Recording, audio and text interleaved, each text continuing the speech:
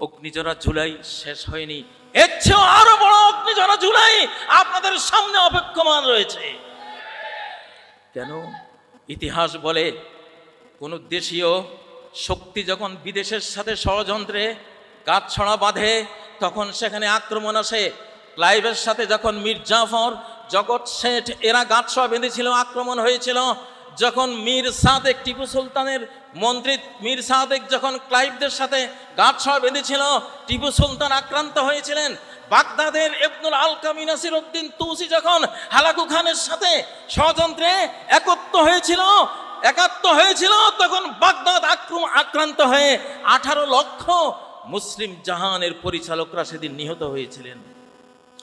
এবার আবার সেই ইবনুল আলকামিরা, সেই মীর সাদেকরা, মীর জাফররা আবার শত্রুর সাথে গাঁটছড়া বেঁধে আছে। অতএব একটা আক্রমণ যে আসবে 99.99% এর আশঙ্কা রয়েছে, কোনো সন্দেহ নেই।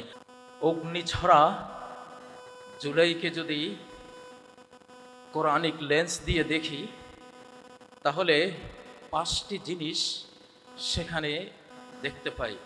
একটি হলো তাবদিলুল কর্ন, 2 তাকসিরুস সাওয়াদ, 3 আল কিতাবুল হাদি, 4 আস-সাইফুন নাসির, 5 নসরুম মিনাল্লাহ। সেদিন 5টি মহা সৌভাগ্যের রহমতি বাতাস, ফল্গু ধারা এই অসহায় বাংলাদেশের কুফরি শক্তির ঘেরাওতে বন্দী বাংলাদেশের উপরে আল্লাহ তাআলা দিয়েছিলেন।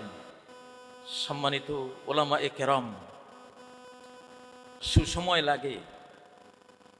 ফি আইয়ামিন নাহিসাত, দুর্ভাগ্যের দিনে সৌভাগ্যের দরজা খোলে না। 1924-এ তুরস্কের খেলাফত পতনের পরে 1 শতাব্দী পরে সেটা আবার তাজদিদ হওয়ার কথা। 1924 বাংলার জমিনে সেই রুদ্ধ খেলাফতের দুয়ার আল্লাহ রাব্বুল আলামিন তার অনন্ত করুণায় খুলে দিয়েছিলেন। আলহামদুলিল্লাহ। এটা হলো তাবদীলুল কর্ন, শতাব্দীর পরিবর্তন। ফ্যাসিস্ট দালালদেরকে বাংলাদেশ থেকে বিতাড়িত করেছে। সাদ্দাদের মতো এক পা দিয়েছে, আরেক পা দেবে। এই সময় মালাকুল মউত বললেন, থামুন, আপনার সময় নেই। এই ঘটনাই হয়েছিল সেদিন। তারপরে অগ্নিঝরা জুলাই আমাদের সাফল্যের দ্বিতীয় বৃহত্তম বিষয় ছিল তাকসিরুস সাওয়াদ, গণবিস্ফোরণ। গোটা বাংলাদেশ যেন বাংলাদেশ যুদ্ধে সেদিন অংশ নিয়েছিল। বাংলাদেশের শিশু, কিশোর, তরুণ, তরুণী, বৃদ্ধ, বৃদ্ধা সবাই মিলে এমন এক গণবিস্ফোরণ তৈরি করেছিল যেটা বিজয়ের জন্য একটি পূর্ব শর্ত ছিল। চেঙ্গিস খানের বিশাল বাহিনীর সাথে পারা যেত না, কারণ লক্ষ লক্ষ আর্মি নিয়ে সে আক্রমণ করত, যার কোনো যেন কুল কিরানার নেই। সে তাকসিরে সাওয়াদ একটা রণকৌশল, আমাদের সামনে এটাও লাগবে। 3 নম্বর, আমাদের অগ্নিঝরা জুলাইকে সাফল্যমণ্ডিত করেছিল আল কিতাবুল হাদি ওয়াস সাইফুন নাসির। 3 আর 4 ওলামাদের কোরআন আর সেনাবাহিনীর অস্ত্র সেদিন এক কাতারে এসে দাঁড়িয়েছিল, আমরা দেখেছিলাম।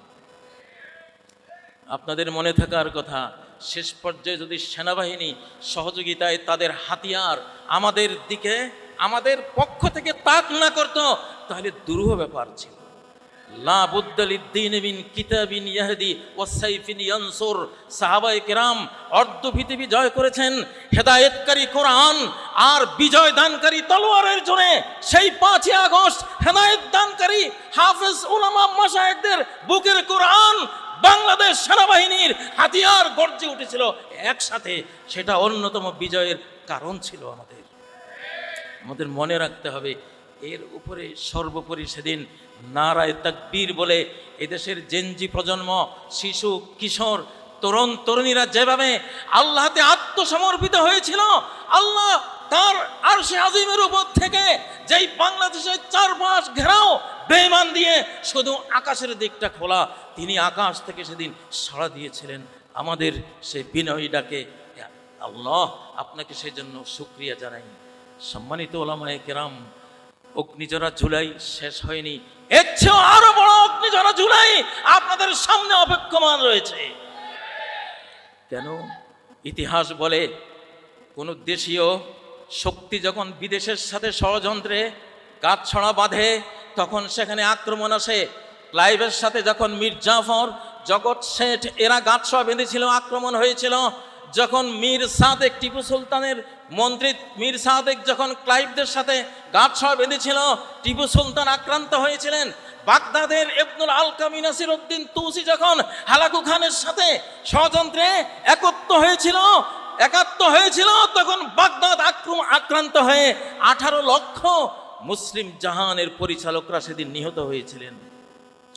এবার আবার সেই ইবনুল আলকামিরা, সেই মীর সাদেকরা, মীর জাফররা আবার শত্রুর সাথে গাঁটছড়া বেঁধে আছে। অতএব একটা আক্রমণ যে আসবে 99.99% এর আশঙ্কা রয়েছে, কোনো সন্দেহ নেই। অতএব সাবধান থাকুন। আল্লাহ তাআলা যে 5টি কারণে সাহায্য করেছেন, যে 5টি জিনিস দিয়ে সাহায্য করেছেন, সেই 5টি জিনিস আবার চাই। নারায়ে তাকবীর, নারায়ে তাকবীর। ওলামা মাশায়েখ, রমুক্ত বাংলাদেশ, ভারতীয় দালাল মুক্ত বাংলাদেশ। আসসালামু আলাইকুম। আবার এখন উকিঝুঁকি মারা হচ্ছে যে আমরা আসছি। ভাই, বিগত প্রায় 40 বছর শুনছি রেজা শাহ পাহলভী আবার ইরানে ফেরত আসছে, শুনতেই আছে, শুধু ইনি মিস কল দিতেই আছে। আমরা বলতে চাই, আসলে বিশ্বের ইতিহাসে পালানো কোনো শক্তি আর কোনোদিন ফেরত আসেনি, বাংলাদেশও আসবে না ইনশাআল্লাহ। আর যদি আসেও, আসার জন্য ওয়েলকাম আমাদের সরকার তো আহ্বান জানিয়েছেন বিচারের কাঠগড়ায় দাঁড় হয়ে। যেভাবে আলেম ওলামা, পীর মাশায়েখ, ইসলামী শক্তি, ইসলামী নেতৃবৃন্দকে অপবাদ দিয়ে, তহমত দিয়ে, জুডিশিয়াল কিলিং করে দুনিয়া থেকে সরিয়ে দিয়ে শাহাদাতের সুযোগ করে দিয়েছেন, আপনিও বিচারের কাঠগড়ায় এসে দুনিয়া আপনি প্রমাণ করে দিন। কারণ আপনার জাতীয় মসজিদের খতিব সহ 300 এমপি সহ সকল মন্ত্রী সহ যেভাবে পালিয়ে গিয়েছেন, আল্লাহ তাআলার সেই বাণী, সত্য বাণী, চিরন্তন বাণী, সাইহুজামুল জামউ, যত শক্তি, যত পরাশক্তি, যত সাহস, যত অস্ত্রের ঝনঝনানি যা কিছু থাকুক না কেন, এই দল অবশ্যই পরাভূত হবেই। ওই ইউয়াল্লুনা দুবুর, পিছনের রাস্তা দিয়ে পালিয়ে চলে যাবেন। রাতের, দিনের, দুপুরের বাড়া ভাত খাওয়ার সময়ও কারোর থাকবে না। এই ইতিহাস বাঙালি জাতি দেখেছে। তাই বিশেষ করে আলেমদের উপরে যে নির্যাতন শুরু হয়েছিল, আমরা যদি 2007 সালে, আপনারা জানেন, আল্লামা খতিব ওবায়দুল হক সাহেবের নেতৃত্বে যখন সিডো অর্থাৎ নারী নীতি, আন্তর্জাতিক নারী নীতি আমাদের উপরে চাপিয়ে দিতে চেয়েছিল, উনি হুঙ্কার দিলেন। মাওলানা মহিউদ্দিন খান সাহেব সহ, মঞ্চের এই উস্তাদ জাইনুল আবেদিন সাহেব সহ সকলে সেদিন মাঠে নামা। এই প্রেক্ষাপটে মঈনুদ্দিন ফখরুদ্দিনের আমল থেকে এর পরবর্তী 2009 সালে আবার নতুন করে পিলখানা হত্যাকাণ্ড ঘটিয়ে এরপর আবার সেই নারী নীতি, আবার কোরআন বিরোধী শিক্ষানীতি যখন চাপিয়ে দেওয়ার উদ্যোগ গ্রহণ করলো তৎকালীন সেই ফ্যাসিস্ট সরকার, তখন আবার মাওলানা মহিউদ্দিন খান সাহেবের নেতৃত্বে সম্মিলিত উলামা মাশায়েখ পরিষদ 2010 সালের 1 জুলাই গঠিত হয়ে সেদিন সিদ্ধান্ত হলো এদেশে ইসলাম বিরোধী সকল অপতৎপরতার বিরুদ্ধে ওলামায়ে কেরাম সবসময় মাঠে থাকবে। আপনারা জানেন 2 দিন হরতাল হয়েছিল। হরতালে আলেম ওলামাদের উপরে কি নির্যাতন হয়েছিল আপনারা জানেন। 10 এবং 11 জুলাই 2011 সালে এই হরতালে এই মঞ্চের, এই মাঠের অনেক আলেম ওলামা সেদিন আহত হয়েছিলেন। অনেককে কীভাবে রক্তাক্ত করা হয়েছিল সেদিনকার ইতিহাস সবার জানা রয়েছে। এরপর ধারাবাহিকভাবে আন্দোলন সংগ্রামের এক পর্যায়ে দেখা গেল যে আল্লামা সাঈদী রাহিমাহুল্লাহকে, তাকে ফাঁসির অর্ডার হলো, তাকে যাবজ্জীবনের অর্ডার হলো। তখন সারা বাংলাদেশ একাকার হয়ে গেল। পল্টন ময়দানে মহাসমাবেশ ডাকলেন সম্মিলিত উলামা মাশায়েখ পরিষদ, সেখানে 144 জারি করা হলো। বলা হলো পল্টন ময়দান যেহেতু 144 পল্টন মোড়ে হবে, সেই একদিন ফজরের নামাজের পরপরই সারা দেশ থেকে আলেম ওলামা যেই নামে থেকে টপ টপ করে অ্যারেস্ট করে 416 জন আলেম ওলামা একদিন সেই সকালেই অ্যারেস্ট হয়ে গেল। সবার মনে থাকার কথা, অনেকেই সেদিন হতে অ্যারেস্ট হয়েছিলেন। এরপর সেই হঠাৎ করে শুরু হলো কাদের মোল্লার ফাঁসি চাই, কাদের মোল্লার ফাঁসি চাই, কাদের মোল্লার ফাঁসি চাই বলে আমাদের আলেম ওলামাদের মাথার তেমন আমরা ঘামানোর কেউ চেষ্টা করেননি। সেই মঞ্চ থেকে যখন থাবা বাবা নামে একটি ওয়েবসাইট তৈরি হলো, এই ওয়েবসাইট থেকে নবীজি সাল্লাল্লাহু আলাইহি ওয়াসাল্লাম, মা আয়েশা সিদ্দিকা বিনতে সিদ্দিক রাদিয়াল্লাহু তাআলা আনহা সহ উম্মাহাতুল মুমিনিনদের চরিত্র হরণ, তাদের উলঙ্গ ছবি হিসেবে গোটা পৃথিবীতে ছড়িয়ে দেওয়া হচ্ছিল। এবং সেখান থেকে আল্লাহর বিরুদ্ধে, নবী সাল্লাল্লাহু আলাইহি ওয়াসাল্লামের বিরুদ্ধে, সাহাবা কেরামের বিরুদ্ধে, ইসলামী বিধানের বিরুদ্ধে অহরহ পরিচালনা শুরু হলো। আল্লামা মহিউদ্দিন খান রাহিমাহুল্লাহ তিনি আহমদ শফি রাহিমাহুল্লাহকে আহ্বান করলেন, আসুন আমরা বসি পীর জঙ্গি মাজার মাদ্রাসায়। সেদিন বসা হলো, বসে আলোচনা হলো কিভাবে এর প্রতিহত করা যায়। কাদের মোল্লার ফাঁসি হলে আমাদের কিছু যায় আসে না, কিন্তু নবীজির বিরুদ্ধে, ইসলামের বিরুদ্ধে ওয়ালা ইয়ারগাবু আনফুসাহুম আন ওয়ালা ইয়ারগাবু বিআনফুসিহিম আন নাফসি, নবীর চরিত্রের বিরুদ্ধে, নবীর বিরুদ্ধে, নবীর অপমানের বিরুদ্ধে কোনো ইমানদার সহ্য করতে পারে না। সেদিন সেখানে বসে আলোচনা করে লাস্টে সেখানে ঢাকা রিপোর্টার্স ইউনিটে উস্তাদ জাইনুল আবেদিন উস্তাদ উপস্থিত আছেন। সেদিন থাপা বাবার সেই 128 পৃষ্ঠা সকলের সামনে উন্মোচিত করে সাংবাদিকগণদেরকে দেখানো হলো আমরা এর প্রতিবাদে মাঠে নামতে চাই। এক পর্যায়ে এদের সকল পলিটিক্যাল পার্টির অনেকেই কিন্তু আবার যে সেই শাহবাগে যে 1 মিনিটের বোবা সংস্কৃতি তারা হাত উঁচু করে একাকার হয়ে গেলেন। তাদেরকে বলা হলো এ দেশকে, দেশের স্বাধীনতাকে, যাদের সার্বভৌমত্বকে, দেশের ইসলামকে যারা বিকিয়ে দিতে চায় তাদের সাথে একাকার হবেন না। তারপরও আলেমোলা মাঠে নেমে এক পদে হেফাজতে ইসলাম গঠন হলো। হেফাজতে ইসলাম 4 এপ্রিল থেকে 5 মে পর্যন্ত সারা দেশে কিভাবে খতমে রিসালাত সম্মেলন করে করে সকলকে একত্রিত করে ঢাকার সমস্ত প্রবেশদ্বারে অবস্থান করার কথা ছিল। অজানা কারণে প্রশাসন হঠাৎ করে টেলিভিশনের প্রচার শুরু হয়ে গেল যে মহাসমাবেশ হবে শাপলা চত্বরে। আমরা তখন বেনজির পলাতক, সেই বেনজির তিনি কিন্তু তার কাছে বারবার আমরা আহমদ আলী কাসিম ভাই উপস্থিত আছেন, তার রুমে যে তার অফিসে হাতে পায়ে ধরতাম, হুজুরদেরকে একটা প্রোগ্রাম করার সুযোগ দিন, অনুমতি দিলেন।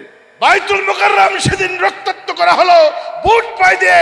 এই বেনজিরের নেতৃত্বে কিভাবে বাইতুল মুকাররম রক্তাক্ত করা হলো, আমার উস্তাদ জাইনুল আবেদিন সাহেব সহ আমরা মিছিলে টিয়ার সেল মেরে আমাদের ছাত্র সেদিন শহীদ হয়ে গেল।